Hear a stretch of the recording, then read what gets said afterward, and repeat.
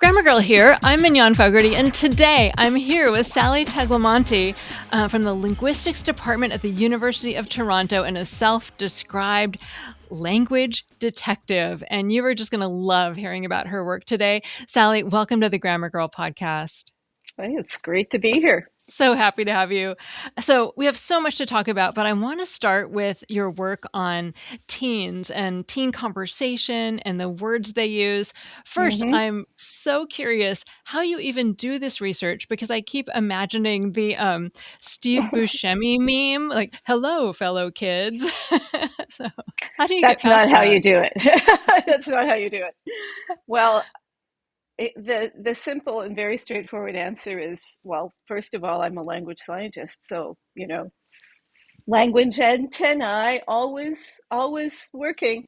But the great thing about being a language scientist is when you have 5 children. So as my kids were becoming, pre-adolescents, adolescents, I found myself in a whole new world of interesting new linguistic phenomena that was right at my breakfast table. I had, previous to that, done a lot of work on, rural dialects and, older people, because that's where interesting linguistic phenomena live that are dying and we want to catch them before they're gone. But when my kids became teenagers, it was like, whoa, something is cool going on here. And so, what you do in order to study that is you do nothing. You do not say to your children anything that would let them think that you are listening to them, right? You just say nothing. And so, for a good long time, I said absolutely nothing. And I would volunteer to take kids to soccer practices and, you know, music lessons and anything. And I'd put all the kids in the back, all their friends, anybody who needed a ride, and then I would listen. And I discovered a lot of interesting phenomena, which I then took to my research lab and said, okay, let's go interview adolescents. And that's how I got started with the research that eventually became my book, Teen Talk. I mean, my kids will not let me analyze their language. That would be a little bit too invasive, but I knew what to look for. And I also knew I could go back to my kids and get, confirmation of what I was noticing, what I was thinking about, what I thought was going on. And sometimes they said, "Oh, Mom, you're off. You're way, way off." And other times they would go, "Really? That is so cool." And in some of my research papers, I even cite my kids, and some of them have willingly provided me with interesting examples. And so it's a question of using your linguistic antennae to see what's available and to find interesting things right before your very eyes or ears, as the case may be. Yeah. What were some of the most one of the most interesting things that your kids said that was maybe validated by your research or that you really followed up on in your research? Okay, I have two stories about that. Okay. The first story was way back in the early days of instant messaging. And what I heard was, you know, at the keyboard. And I was, when did my kids learn to type that fast? I mean, there was more to it. There was more going on there than just, I'm typing my history paper. It was like rapid fire stuff, and it would stop and then rapid again. And I was like, okay. So I was the proverbial, parent over the shoulder. And of course, what immediately happened was like, get lost, Mom. I'm talking to my friend. So I was like, okay, now what's going on there, right? And so that's when I did the big study on MSN communication. Uh, Mm. but that is a very dated research project because you can't study MSN anymore because it doesn't exist. Nobody uses it. And the other thing is all the devices have changed, so can't really do what I did Right. then Now anymore. there's Yeah. there's no tic tac on the keyboard. They're doing their thumbs on the phone. Yeah. And it's a different venue, and you can't ever really tell whether someone's on a keyboard or a smartphone, or what they're doing. They could even be using audio, right? Talking into Yeah. their phone. So the study I did then was, sadly, of its time, but it was great fun because I found out a lot about what kids were doing on instant messaging. Of course, the uproar at the time was that they were just bastardizing the language and they were screwing it up and all this stuff. Well, you know, they were using a lot of funky ways of spelling things and using the keyboard to emphasize things with capitalization and reduplication and all kinds of whatever they could do to embellish the language because that's what creative kids do. But they really weren't changing the grammar. They can't because they've got to be able to communicate their message. So it was kind of an interesting story. So the paper that came out was entitled "LOL." You know, you know, this is not happening. LOL for real? No, there's no change in grammar. The kids are just using a lot of effervescence.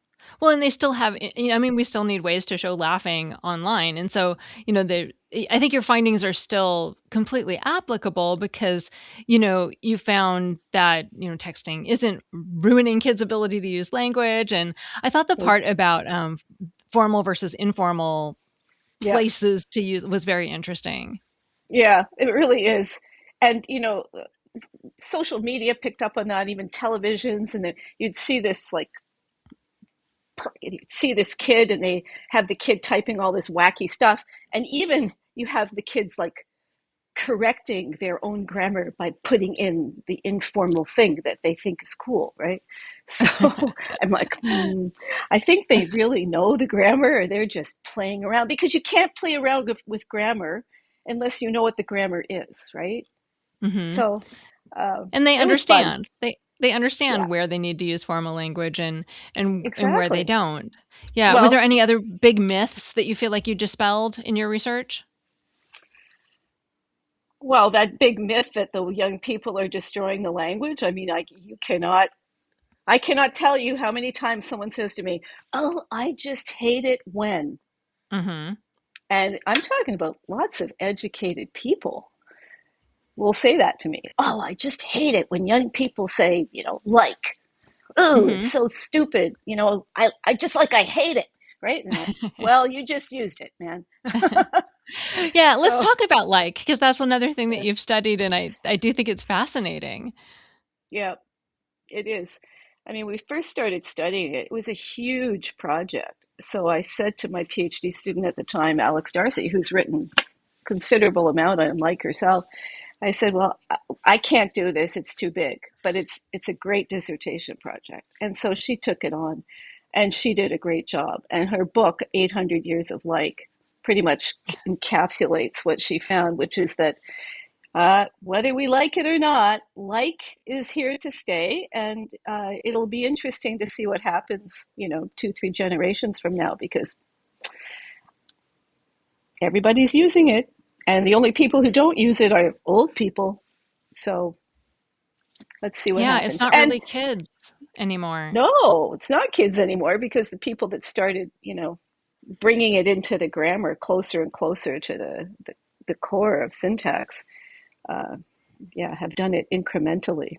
So One thing I there you find go. interesting about like, and maybe there's a name for this, I'm not sure, because when someone says, he was like, I'm angry, and she was like, no way.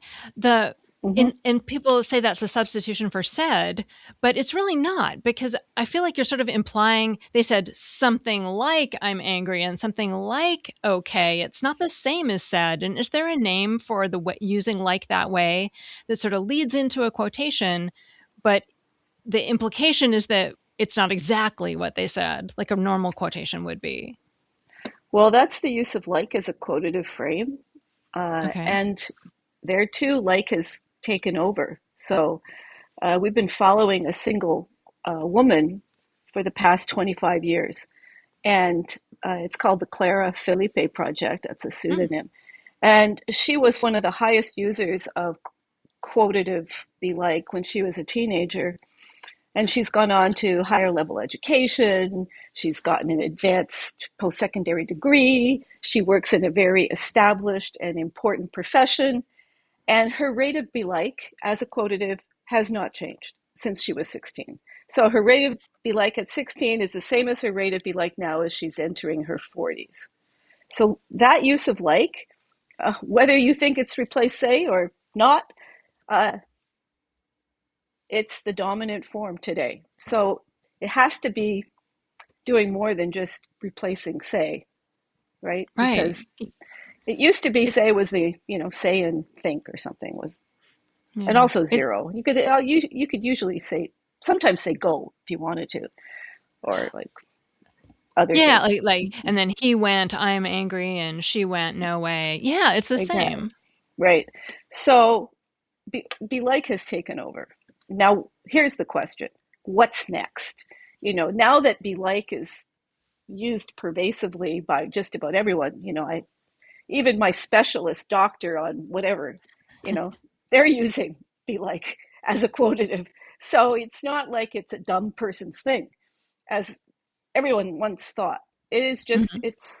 it's the way the new generations frame quotatives. That's just the way they do it. Yeah. So now, what are the next generations going to do? Are they going to keep using like, or are they going to come up with a new one? Who knows? I keep Yeah. watching, but so far it's just be like, which of course drives all the older people crazy because they hear like, and they think it's some kind of idiotic phrase, but it's not. It's just the way young people talk. Yeah. Yeah, that's a great lead into another piece of work you did on Yeah. interesting age differences with, the intensifiers. Oh, So, yeah. can you talk me through that? Well, intensifiers are so fun because, the whole idea about intensifiers is that they are supposed to change rapidly. So it's a great way to tap into linguistic change in progress and to focus in on generational differences because one of the most pervasive comments you get about language is, oh, my kids don't sound like it, it's terrible. And then the old people say, oh, the kids are terrible. And the young people say, ah, oh, those old people, they sound awful. And so there's real like commentary. Nobody's happy with the opposing sides of the age continuum, right? So if you look at intensifiers, this is great because you find all kinds of things that point to differences because no one can tell you. If I said to you or, talk to people on the street, oh, how can you tell if someone's old if you didn't see them? And nobody can really tell you.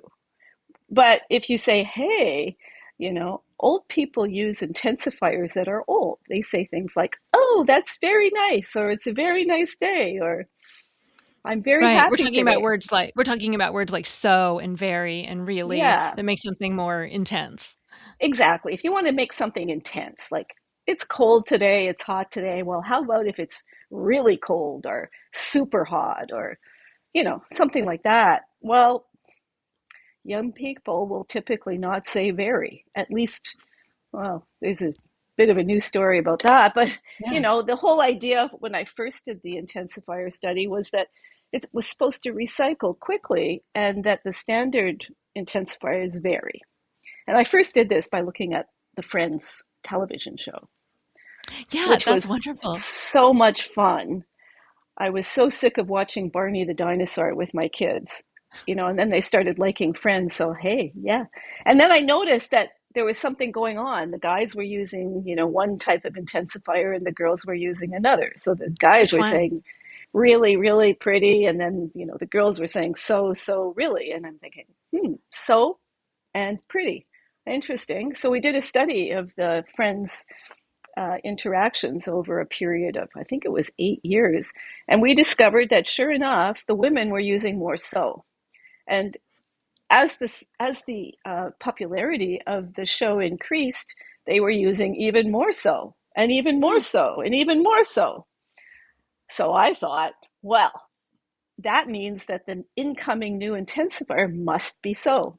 So then I studied it in my corpus of Toronto English, and I discovered that you could see very going down, Yeah. old person's thing, and really going up. But so was so pretty, so warm, so wonderful. Was that rising too, as was seen in Friends? Yeah, it was rising too. So I hypothesized at the time, this was back in 2008, okay, so is going to keep creeping up there. That's me saying that. And I was wrong. It has not overtaken the main intensifier, which is in North American English is really, uh, Really? yeah, it is. Yeah, if you want to say it's really cold, you say it's really cold, and most people will say that. Now, other intensifiers have come in like super, and there are like the odd, creative ones like, oh, it's crazy hot out, or something like that. You can always tell, like a journalist or someone who's a grammar queen, that they will, try to be more flowery about language and use things that other people don't. That's how you can tell someone who's a, language person. Fascinating. Well, but yeah, but Very is coming back. You were talking about what's the new thing, before, and you found that young people are Yeah. starting to use Very again, which was really Yeah. fascinating. So this is the current dilemma. So my students and I teach an undergraduate sociolinguistics class, third year, learn how to be a language detective, train the students. We do it by doing a project, go out and interview a couple of friends, male and female, and let's see what intensifiers they're using. And we did that for, I think, 6 years.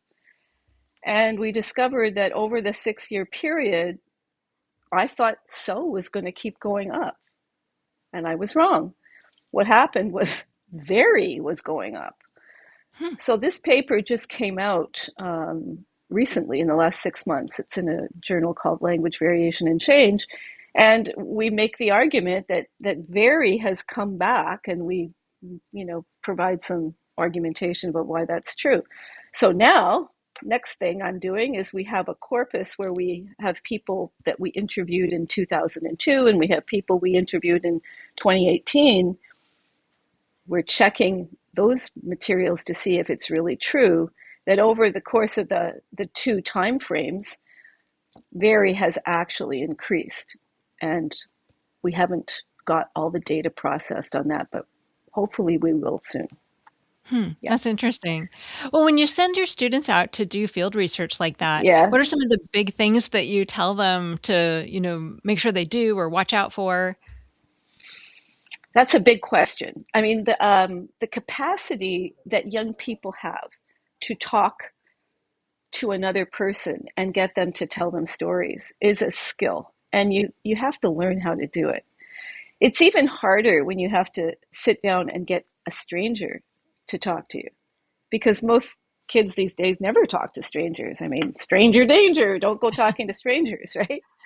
So part of what I teach students to do is to do what you do, interview someone effectively, so that what you eke out of them is their, whatever you're after, their oeuvre, their main findings. But to do sociolinguistic work, what you really want is just that person to tell you stories. What is their experience in life? What are the things they think about? What do they care about? And so what I tell students to do is be an honest listener. Sit down and say, hey, uh, tell me a story about your life. I mean, don't say that right away. Where were you born, and where did you grow up? What kind of games did you used to play when you were a kid? Uh, what was your street like? Who was your best friend? Did you ever get blamed for something you never did? Everybody has, right? There's always a story about what you got blamed for that you never did. And so what comes out of those kinds of interviews, or just, informal conversations, is people tell you stories. And when they do, they tend to use intensifiers and quotatives and all the apparatus of language that language scientists like to study. Yeah. So you're not asking them about their language, you're getting them to talk and then observing their language, Yeah, recording it. yeah, yeah. Because if you ask someone about their language, they'll just not tell you about their language, right? They will like make up stuff. Oh, Right. I never use like. Oh, so as an intensifier? No, I'd never do that. No. But you can tell So an emotional story and then yes, about yeah, being falsely accused, you yes, get some intensifiers. exactly, and which is exactly why in real detective interrogation, they just keep interviewing someone and they ask them the same questions over and over and over again, right? So that's not what we do. We have a pleasant conversation with people.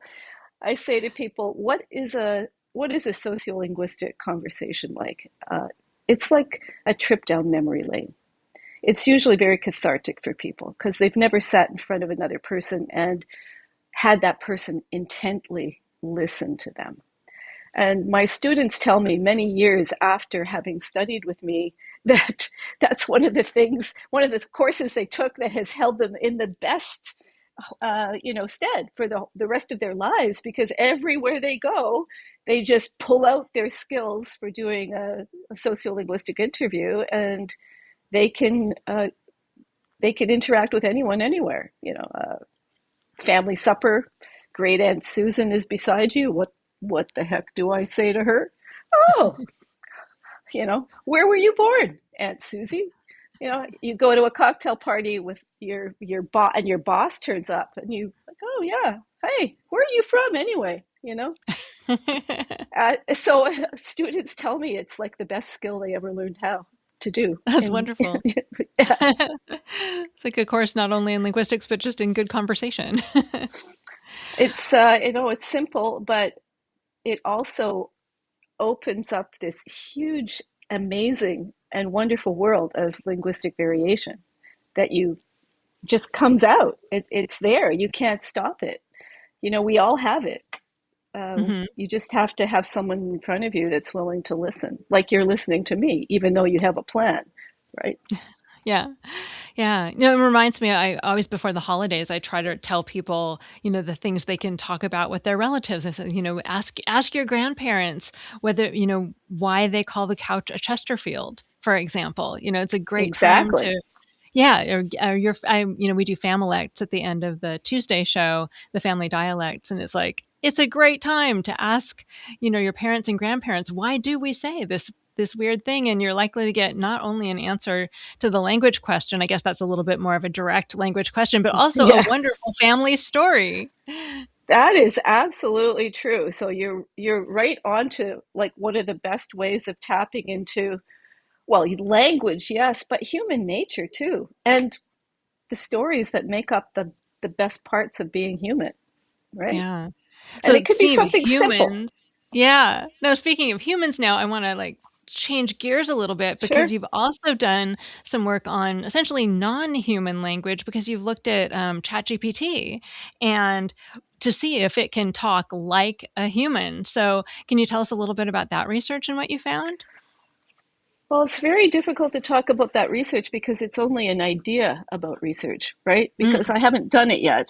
I think Oh, it would be a great new vista for studying language variation because, of course, ChatGPT and Claude and all of those big language learning models yeah. are being scraped from we have no idea where. And Yeah. so, what does it represent? I know that language actually is keyed intimately and importantly to time and place and social relationship and social standing and everything else that makes us a human in the social world. But these big language models, they don't do that to my knowledge. But that's an empirical question. We have to find out. I mean, I know you can play with the latest systems and you can say, oh, I want it to be more formal. I want it to be more this. I want it to be more that. But according to which time and place, according to which society, there's a very big difference between how someone writes a letter of reference in the United States versus how someone writes a letter of reference in Great Britain. They're very Mm. different. The styles are completely different. You know, Yeah. I didn't know that, but it makes you sense. exactly, and that's just a small contrast. So when we ask ChatGPT or Claude, oh, look, I want this letter to be more formal. I want it to be more friendly. I want it to be more this. I want it to be more that. We don't know how anyone who receives that is going to interpret it because it's not keyed in any way to something real in the universe, like in the secular world. Hmm. Now, I don't know what those big LLMs are doing, and really no one does because there's no accountability yet. But I'm it's easy to find out. You just keep asking them the same questions that I, ask other people, and let's see what we can find out without, Yeah. the possibility that that we're fooling ourselves and we're just, you know, in a big circular wheel of LLM produced language. Yeah. So it's going to be tough to be a language detective to try to figure out what they're doing. But I'm interested. It's like sitting at my breakfast table with three teenagers and a small child and an older child, and trying to figure out how they're navigating these new words and ways of being.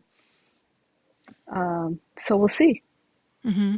I would imagine, just in the last month or so, I've heard people start saying that they feel like they are starting to naturally write the way LLMs write because they're spending so much time reading LLM output. And I would Yeah, imagine, as a sociolinguist, you would say that yeah. that is plausible, right? Oh, yeah. I can't tell you how many people say to me, I know the meeting's being recorded, so I have to be very careful about how I formulate my questions so that the AI will pick up on the right things to summarize for the Oh, wow. meeting, right? Wow. And I haven't and heard that. kids are starting to know that if they are interacting with AI, it's very important how they phrase their questions in order to get the right answer or the answer they're seeking or the results they're looking for. So, yeah, it's going to change a lot about how we do things and how we everybody's using AI, but the question is how?